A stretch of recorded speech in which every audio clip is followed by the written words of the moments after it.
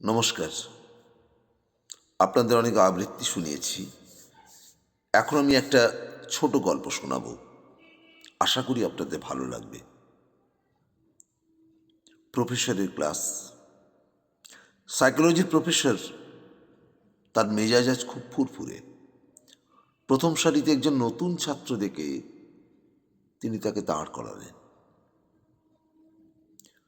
তুমি কি গডে বিশ্বাস করো? অবশ্যই স্যার। গড কি ভালো? অবশ্যই। গড কি সর্বশক্তিমান? অবশ্যই। আমার ভাই ক্যান্সারে মারা গেছে, যদিও সে গডের কাছে নিরাময় চেয়েছিল। আমরা প্রায় সবাই অন্যের অসুখ বিসুখে সাহায্য করি, কিন্তু গড তা করেনি। এরপরও কি তুমি বলবে গড ভালো? ছাত্র চুপ করে থাকে। তোমার কোনো উত্তর নেই, তাই তো? ওকে, এসো আমরা আবার শুরু করি। গড কি ভালো? অবশ্যই। শয়তান কি ভালো? না। শয়তান কোথা থেকে এসেছে? গড থেকে। তাহলে বৎস, বলো, জগতে এভিল বলে কিছু আছে কি? জি, আছে। এভিল সর্বত্রই আছে, তাই না? এবং গড সব কিছু তৈরি করেছে। জি। তাহলে এভিলকে তৈরি করেছে? ছাত্র চুপ করে থাকে। হিংসা, বিদ্বেষ, অসুস্থতা, মৃত্যু, এসব কিছুই জগতে আছে, তাই নয় কি? জি। এসবকে তৈরি করেছে? ছাত্র চুপ করে থাকে। বিজ্ঞান বলে যে তোমার 5টি ইন্দ্রিয় রয়েছে, যা তুমি জগতের সব বস্তুকে শনাক্ত করতে ব্যবহার করো। এখন বলো, তুমি কি গডকে দেখেছ? না স্যার। তুমি কি গডের কথা শুনেছ? না স্যার। তুমি কি গডের স্বাদ গন্ধ কখনো অনুভব করেছ? না স্যার। এরপরও কি তুমি গডকে বিশ্বাস করো? জি। পরীক্ষাগারে বলো, অনুভবে বলো, প্রদর্শনে বলো, বিজ্ঞান বলে গডের কোনো অস্তিত্ব নেই। তুমি একে কি বলবে? কিছুই না, আমার শুধু বিশ্বাস আছে। হ্যাঁ, এখানেই বিজ্ঞানের সমস্যা। আচ্ছা স্যার, তাপ বলে কি কিছু আছে কি? হ্যাঁ। ঠান্ডা? হ্যাঁ। না স্যার, এগুলি কোনোটিই নেই।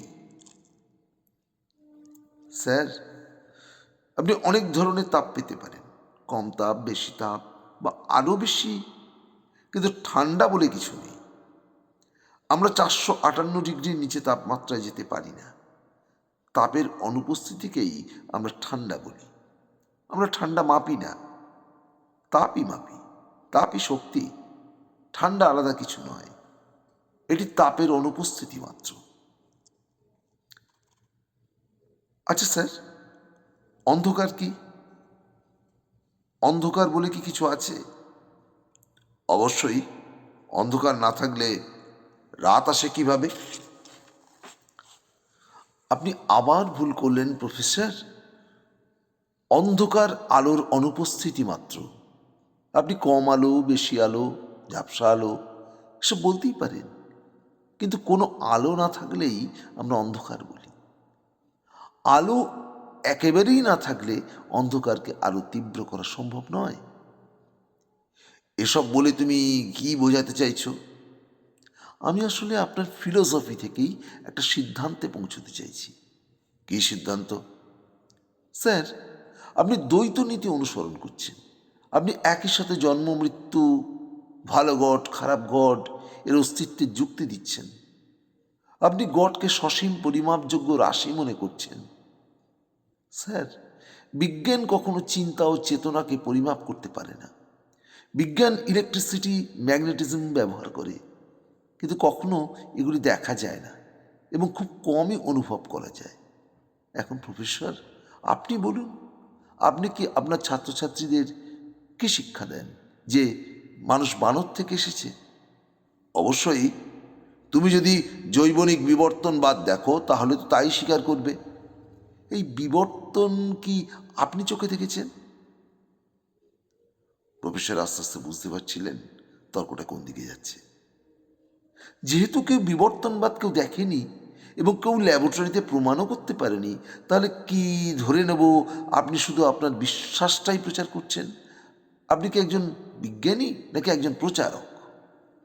পুরো ক্লাস হঠাৎ হাসিতে ফেটে পড়ল। এই ক্লাসে কি এমন কেউ আছে যে প্রফেসরের ব্রেন দেখেছ? পুরো ক্লাস আবার হাসিতে ফেটে পড়ল।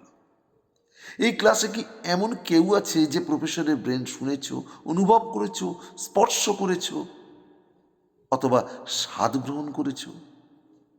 এমন কেউ নেই যে তা করেছে। সুতরাং বিজ্ঞানের স্বীকৃত নিয়ম অনুযায়ী প্রফেসরের কোনো ব্রেন নেই।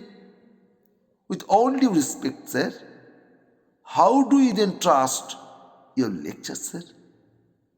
পুরো ক্লাস চুপ হয়ে যায়। প্রফেসর এক পলকে ছাত্রের দিকে তাকিয়ে রইল। আমি মনে করি আমার ব্রেনকে তোমার বিশ্বাস করা উচিত। আমিও এটাই বলছিলাম। মানুষ এবং গডের মধ্যে সম্পর্কটা বিশ্বাসের। এটাই বিশ্বাসীদের বাঁচিয়ে রেখেছে। আর সেই ছাত্রটা নাকি এপিজে আব্দুল কালাম ছিল সাবেক ইন্ডিয়ান প্রেসিডেন্ট। আবার অনেকেই বলে থাকেন ছাত্রটা ছিল অ্যালবার্ট আইনস্টাইন। ধন্যবাদ।